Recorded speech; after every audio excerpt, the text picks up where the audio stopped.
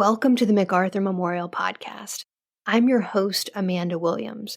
Join me as we explore the life and legacy of General of the Army Douglas MacArthur and discuss a wide range of military history topics, from the American Civil War to the Korean War. General Douglas MacArthur and General Jonathan Wainwright were two very different men. Despite their differences, though, they shared notable similarities. Both came from military families, both graduated from West Point, and both were decorated veterans of World War I. They were also deeply devoted to the Army and driven by a strong sense of duty. Their relationship, largely shaped by the desperate defense and fall of the Philippines during World War II, was complex yet remarkably resilient. To delve deeper into their story, we are joined today by Jonathan Horn, author of The Fate of Generals, MacArthur, Wainwright, and the Epic Battle for the Philippines. Welcome, sir. Thank you for joining us today. Thank you so much for having me. So just to start us off, could you provide biographical sketches of both men leading up to World War II? What do you think shaped their leadership styles?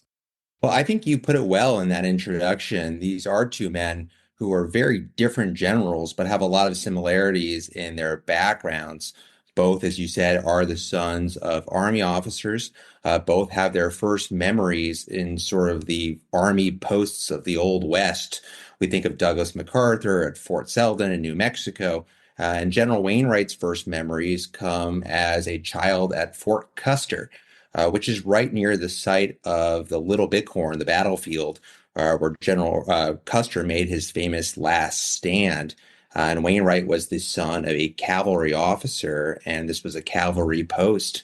And Wainwright became somewhat obsessed with horses, and he learned to talk like the troopers. He learned to make jokes the way they did. He learned to ride horses the way they did. And for the rest of his life, he would be obsessed with the story of the Battle of the Little Bighorn and the last stand that Custer had made, of course, never knowing that he would one day have to make a last stand of his own. So this is the makings of a gritty cavalryman that Wainwright becomes. As you said, both these men end up going to West Point. By the time Wainwright arrives, MacArthur has already put together one of the great records. He's in his final year at the academy. He's on pace to finish first in his class academically, to be first captain. There's really no chance that Wainwright is going to graduate first in his class academically, but he does end up following MacArthur and becoming first captain. And Wainwright, when he arrives, he is a tall, 6'2", 125-pound man who loves singing songs, has a dry sense of humor, and all of his classmates end up calling him skinny almost by default, except for MacArthur, who goes with the nickname Jim, somewhat curiously, because of, if you look at Wainwright's initials, Jonathan Mayhew Wainwright, he signs his name J.M. Wainwright. And we think that's how MacArthur came up with the nickname Jim, all the J.M. in Wainwright. Anyway, and so both these men, and one other thing I think you should say is both these men have deep connections to the Philippines. Of course, it was MacArthur's father who led the very first troops into the walled city of Manila in 1898, which ended the Spanish-American War, ended with the Philippines becoming American territory. And Wainwright's father died in the Philippines in 1902, and Wainwright received that news during his first year at West Point. So that was something that made his first months at West Point very difficult, of course. And so for all the differences in their backgrounds and all the similarities, and we end up with two very different generals, with two very different styles that I'm sure we'll talk about. But one thing that both these men share is a belief that generals need to lead by example and need to be on the front lines. And you can see that with the way MacArthur leads during World War I. You can see that with Wainwright's behavior on Bataan during World War II. And of course, it's one of the questions about MacArthur's own conduct during the Bataan operations. And I'm sure we'll talk about that as we go on. So when war comes to the Philippines in 1941, MacArthur's commander of the U.S. Army Forces Far East, and it's basically his job to oversee the defense of the Philippines. So how does Wainwright then, why is he in the Philippines at that point? And then what is his part going to be in this early defense? Essentially, when MacArthur is recalled to active command and takes command of the Philippines and rejoins the United States Army in an active command. Wainwright is essentially going to be Douglas MacArthur's senior field commander, which means he'll have his pick of sort of which post he wants to command. And I guess it's probably necessary to say a word about MacArthur's plan to defend the Philippines. He is hoping, basically, he's been in the Philippines for a number of years. He's been running training camps by which Filipino civilians are coming through and receiving training by which they can then be called out to form basically a conscript army that MacArthur hopes in the event of war with Japan will allow the Filipino army to defend the beaches of the Philippines if the Japanese try an invasion.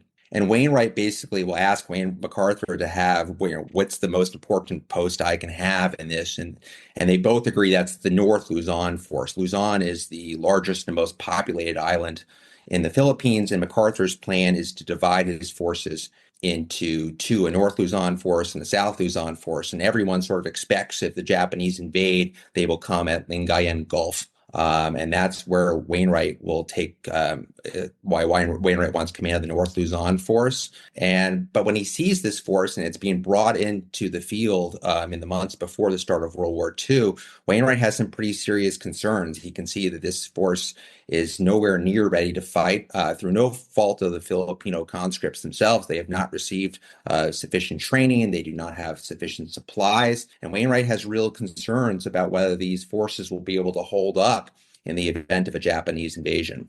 MacArthur seems to think that nothing will happen before spring. But as Wainwright is seeing these troops, do you think he ever raises that with MacArthur, even before December 8th, 1941? Do you think he ever says the spring isn't going to make a difference either? Wainwright tells us actually on the day of, and the Philippines is on the other side of the international date line. So December 7th, 1941, Wainwright's at a place called Fort Stotzenburg, and there's a polo match happening. It's December 8th. That is really the day of Pearl Harbor in the Philippines. And Wainwright tells us he's planning to head to Manila to tell MacArthur that he has serious concerns about the ability of this conscript army to be able to meet the Japanese. But of course, as he gets up that day, that is the day that you see the Japanese bombers flying over Fort Stotzenburg en route to Clark Field, where they will catch the American Air Force on the ground for reasons that are still, of course, very much debated. And as Wainwright feels the ground convulsing, he knows that he's going to be heading north to Lingayen Gulf, where again, everyone expects the Japanese to make their main invasion, and where they do make their main landing on December 22nd.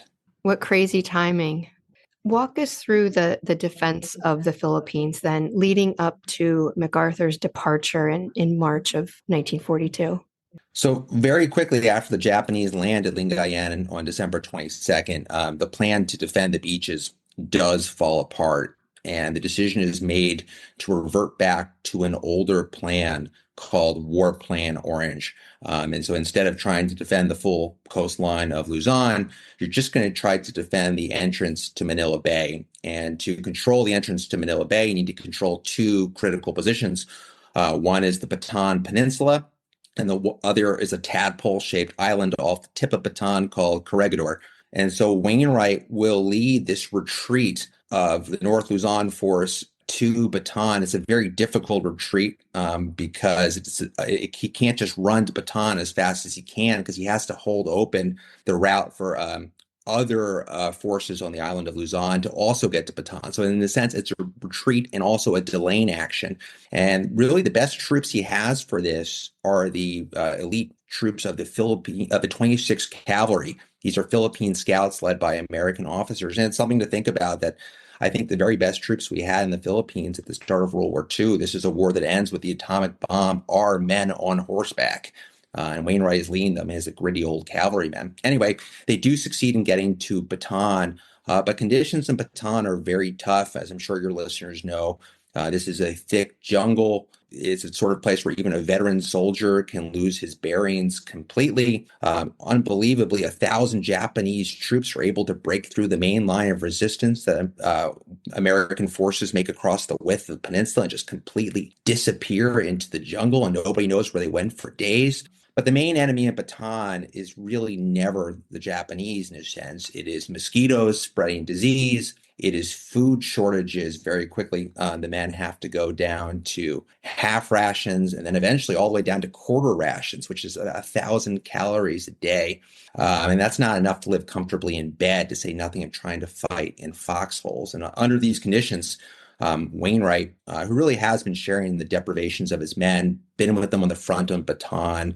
That's something his aides notice about him. He's not comfortable unless he's on the front line, sharing the danger, looking for the enemy every day. But he has to make this heart-rending decision that the horses of the 26th Cavalry, this is his best unit, have one last service to perform, and that's to serve as sustenance for his starving army. And as Wainwright will put it, Bataan was a hopeless hell. Now, things aren't a lot better on the island of Corregidor, where MacArthur is. He and his family have declared Manila an open city. He goes across Manila Bay to Corregidor. This is this tadpole-shaped island at the entrance to the bay, and MacArthur takes command in what's called the Malinta Tunnel. This is a vast, essentially bomb shelter built into a mountain. But when the Japanese fly over and bomb Corregidor, it's important to say MacArthur does make a point of going out and exposing himself to the danger. And anyway, that is the situation as we come to the point of MacArthur being ordered out of the Philippines. You were talking about the conditions on Bataan, and I think it's always such a poignant part of it when you've got these cavalrymen that have to basically give up their mounts to be slaughtered for food, because there's no forage, there's nothing left for these animals, and obviously the people are hungry. But I think the big criticism of MacArthur is always that he visits Bataan once. He doesn't keep coming back. Why do you think it is that he only visits once? And how would you describe his relationship with Wainwright during that period? Well, I think that's a great question, and it is one of the great question marks surrounding the early months of the war in the Philippines, because as we talked about it in the beginning, MacArthur is such a front-going soldier during World War I who understands the power of a general leading by example, and he does make a point of doing that on Corregidor in terms of exposing himself to Japanese bombers flying over the island. So why does he make only one visit to Bataan? I think one clue is, first of all, what MacArthur says when he does make his one visit to Bataan on early January 1942. And we have a pretty good idea of what he said because senior officers took notes. And he gave a very optimistic speech about how we would soon be able to have more supplies, get control of the skies again. We'd be able to maybe even get back to Manila very soon. This is a very optimistic speech. People who hear it feel energized by it. But as the time goes on, I think MacArthur realizes that the promises he made were not realistic promises. He knows this because he is corresponding with Washington from Corregidor, pushing for more supplies, pushing for more ships to run the blockade. He doesn't believe that help can't get through, but he's being told over and again that it can't. So in a sense, if he went back, he's going to have to admit that the promise he made, the help he promised on the way, is not actually coming. So I think that's one reason. I think another reason potentially is that MacArthur never really liked hospitals. He couldn't stand seeing hospitals all of his life. He himself stayed away from hospitals when he should have maybe been in hospitals himself. He couldn't even watch movies with hospital scenes, we're told. And in a sense, Bataan itself was something like a big hospital as time goes on, because you have men and their bodies are just breaking down. And I think there's a side of me that thinks MacArthur just didn't want to see it. He couldn't stand to see it. With MacArthur's departure in March 1942, how do Wainwright's responsibilities change, and how does he try to shape the news of MacArthur's departure for those who've been left behind? Well, MacArthur asks Wainwright when he leaves to defend his reputation, and Wainwright takes that responsibility seriously. He believes that an order from a commander is an order that must be followed.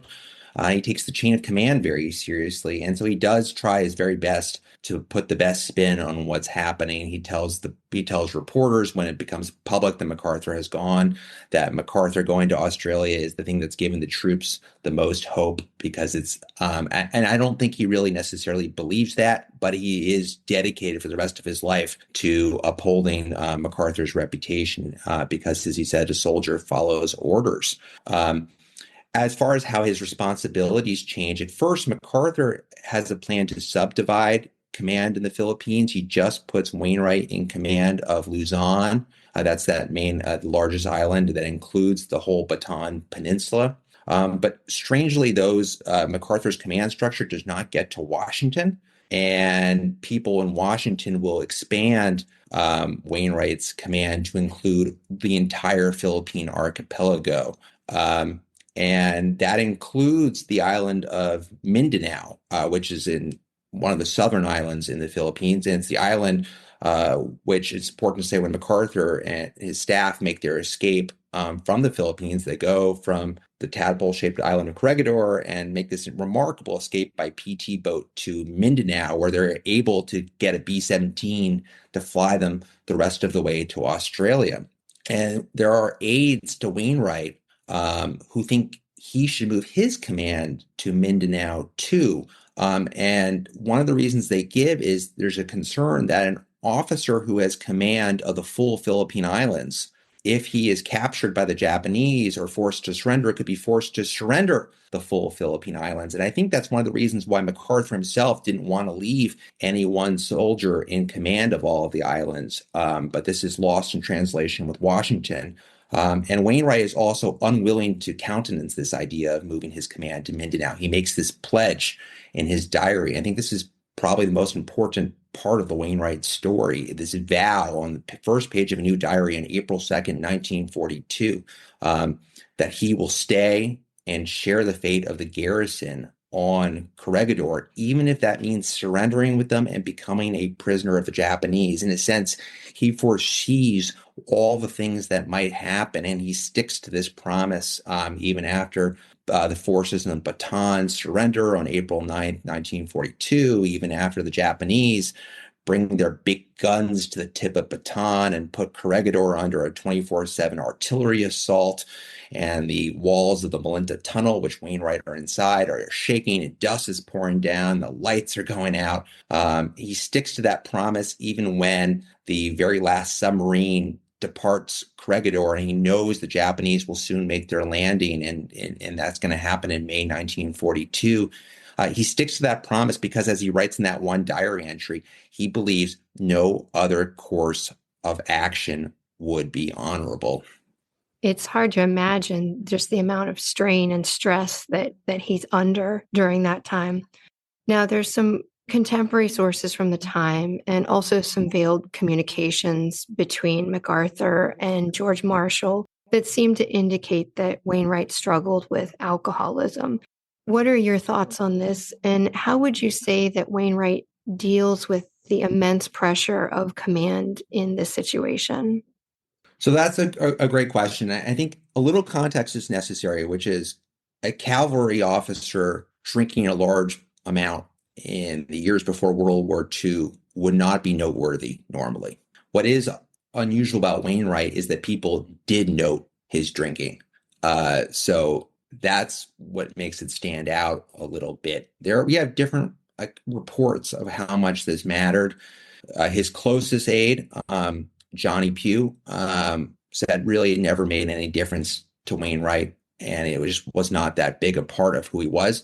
Wainwright's other main aide, Tom Dooley, writes in his diary that he thinks when Wainwright was drinking, he became a different person and not a person he liked to be around as much. He thought it sort of added to his courage, but not necessarily to his wisdom. And so we're sort of stuck with different accounts. There are moments on Bataan when Dooley records that Wainwright is drinking a little bit more than he thinks it is proper. I myself, having looked at this, haven't found a ton of evidence that I think that this affected Wainwright's performance. And I think MacArthur, if he had such grave concerns, it's important to say MacArthur didn't leave Wainwright in command of the full Philippines. But if he had such grave concerns, why would he have left Wainwright in command of Luzon, and including the most important post of all of Bataan? And it's really, as we get to the issue of the Medal of Honor after the surrender of Corregidor has happened, that this becomes more. We have the veiled reference from MacArthur to George Marshall about potentially the accusation that Wainwright drank too much. And I think that's, in some sense, less a concern about that from MacArthur than MacArthur's anger about how the surrender of Bataan, the surrender of Corregidor went down. And I'm not sure I think it's MacArthur's finest hour. Yes, interesting point. What I've always found interesting, though, about this episode, though, is how many other officers seem to really want to protect him. You know, whether it's really as bad as one guy says or not so bad, it seems like there's a concerted effort by all of them to feel that, look, this is a great guy, this is a great leader. We all like him kind of on a personal level.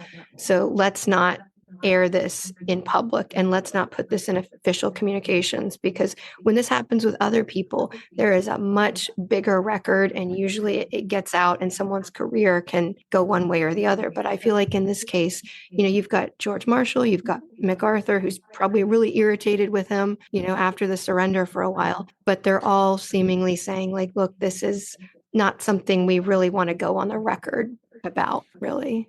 I think Wainwright also inspired great loyalty. And, one thing we Certainly. do know is that, for example, his aides played an important role in his life, and his loyalty to them is somewhat remarkable. Skipping ahead, after they all become prisoners of war, and he's invited to be with on the USS Missouri at the end of the war for the surrender ceremony. This is a man who insists that if he's going to be there, his two aides are going to be there, and his chief of staff are going to be there, because they all shared the terrible moment of having to surrender to the Japanese, and he thinks they should be there to see the Japanese surrender. I think that tells you a lot about a leader, that the kind of man who insists that the people who are with him at his lowest point are with him when the tables are turned, in a sense. Hmm. So the situation continues to deteriorate in the Philippines. And from Australia, MacArthur is absolutely opposed to surrender. And then Bataan surrenders first in April of 1942.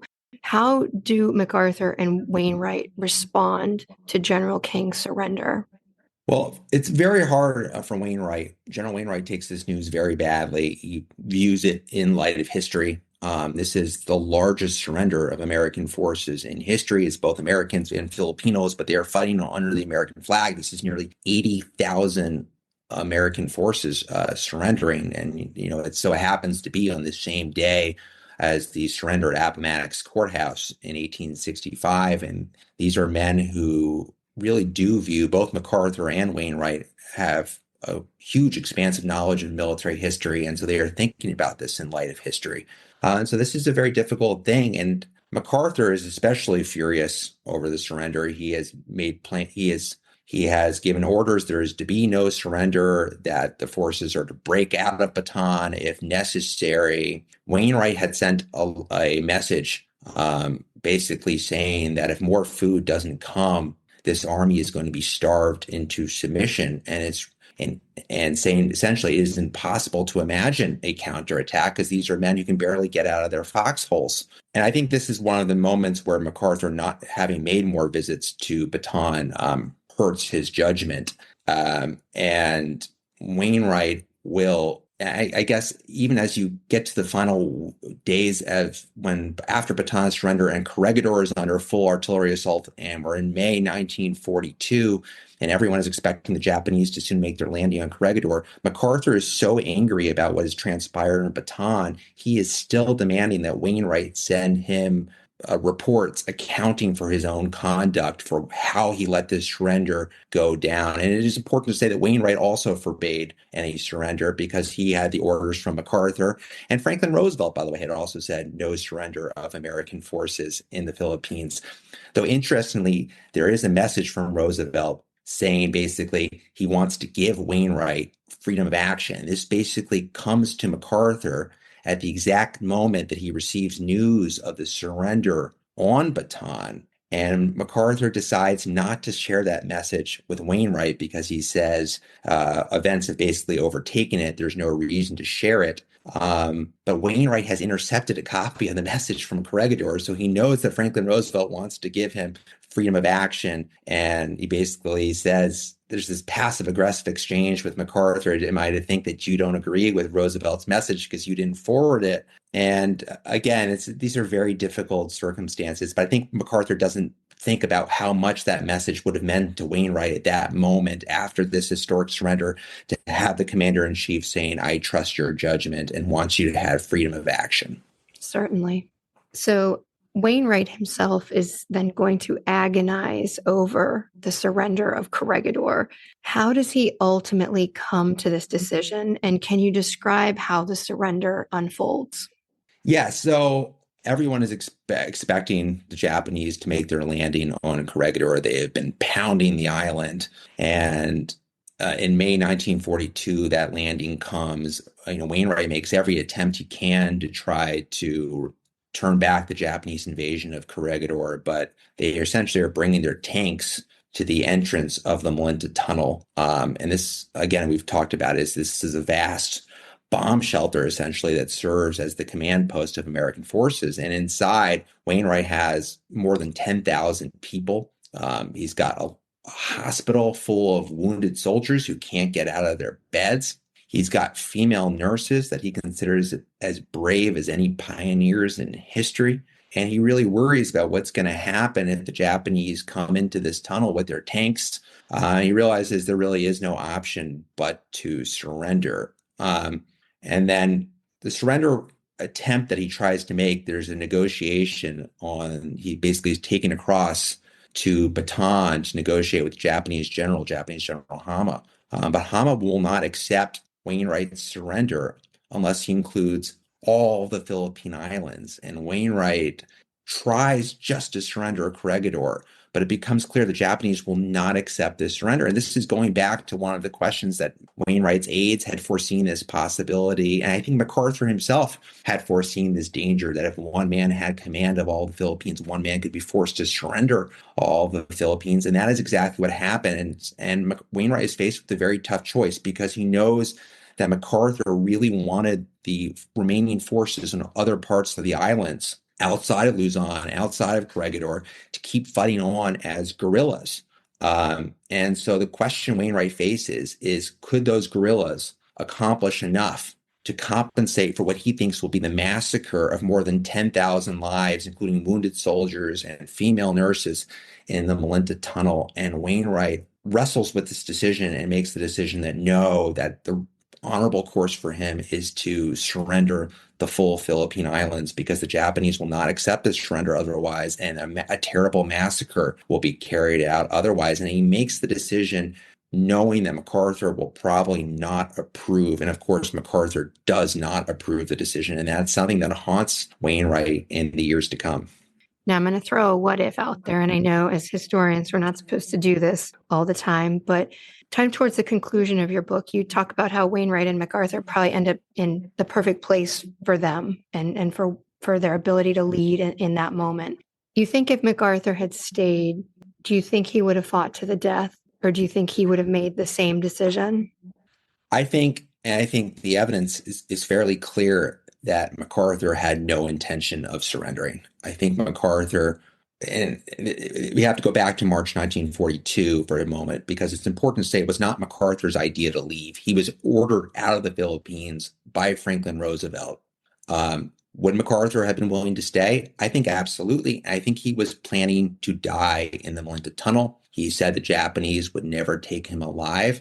And I think this is difficult to say, but I think he was also prepared, if necessary, for the death of his wife and son who were with him in that tunnel. And if necessary, they would share the fate of the garrison. So I do not think he would have been willing to make this surrender.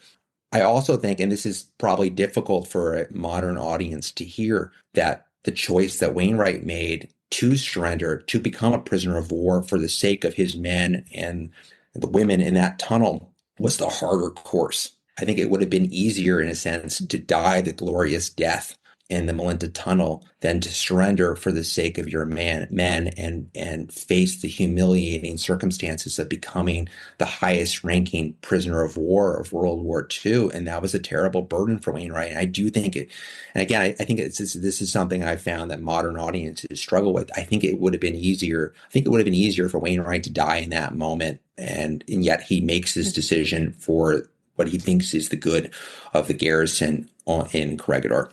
I hadn't thought about that from Wainwright's perspective before, but I think you're absolutely right. And I think modern audiences get a little freaked out a little bit by MacArthur's willingness to die there and the willingness of his wife to stay there and to have their child stay there. And I think a lot of people ask us, why didn't they at least put little Arthur on a submarine? Why didn't they get him out of there? But then I think about what Wainwright and MacArthur would have both grown up on stories of last stands, the Alamo, and MacArthur talks about the Alamo sometimes. And so there's this idea that it is very honorable to go down fighting. And so I think you're right. I think Wainwright probably made the very difficult decision not to do that. Yeah, I think also if you go back and one of the things he's wrestling with is that Franklin Roosevelt would not have given him freedom of action, given him full command of the Philippines at this critical moment, unless he foresaw the potential for MacArthur Wainwright to need to use this to make the surrender for the good of saving life in that tunnel. And I think, in one of the things that I found is looking through Wainwright's diary, which is now in Carlisle, Pennsylvania, is he wrestles with this decision over and again and what people will think about it. But he always comes back to the same conclusion, essentially, is what he wrote on April 2nd, 1942, when he already sort of foresaw how all these events would transpire, that no other course of action for him would be honorable, but to share the fate of the garrison. In a sense, someone had to lead these men to face the haunting possibility of seeing the American flag lowered and lead them into prisoner of war camps. And it was Wainwright who took that upon himself. Right. We just closed a special exhibit about the fate of the POWs taken in the Philippines during the war. And I think one of the things that surprised visitors the most was the poor treatment of even senior and general officers in these POW camps. What do we know about Wainwright's time as a prisoner of war? Well, we know quite a bit because a surprising number of people were able to keep diaries of their time as prisoners of the Japanese and to record what happened to them, including Wainwright. And so we know that the Japanese moved Wainwright quite a bit. They moved him from the Philippines to various different prisons in Taiwan, and eventually all the way to Manchuria, where he was when the war ended. And we can see his weight going down. He goes back to 125 pounds. The Japanese engage in what he basically calls systematic starvation. They beat him. This is a lieutenant general being beaten by Japanese privates in prisons. But the cruelest form of torture that Wainwright faces, I think, is actually being cut off from the outside world and struggling with the thought of what Americans back home must think about him. And this is where I think if he had gotten word of the fact that if he could have been awarded the Medal of Honor during the war, that would have made such a difference to his mental well-being, to be able to have that thought, at least that comfort. But and then, so he's moved and gets all the way to Manchuria, and it's in Manchuria he faces negative 49-degree temperatures, and we're into 1945 here. And we think of 1945, we think World War II is almost over, you're almost there. But he had no idea that was the case. He thought the war might go on for another 2 years, and his body's breaking down. He doesn't know if he can make it. And there's this one line in his diary where he can't rise from what passes for a bed in this prison in Manchuria. And he thinks he's not going to make it, but he writes that he's going to fight for life just as he fought for life in the Philippines, because no one called him yellow then, and no one's going to call him yellow now. And I think that sentence, in a sense, encapsulates what kind of man this general was.